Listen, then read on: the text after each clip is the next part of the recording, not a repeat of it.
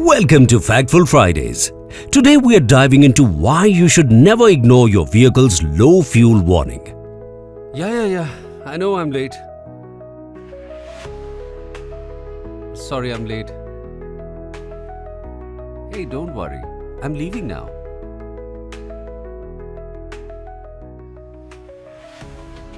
Don't worry, I'll make it.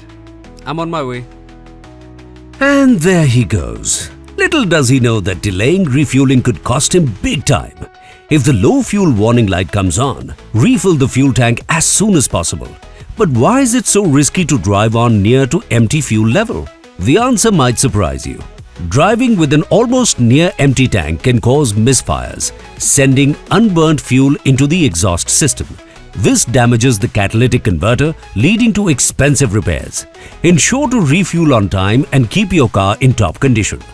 Drop your suggestions in the comments and you might see it in the next episode of Factful Fridays. Stay tuned, stay informed, because we are always by your side.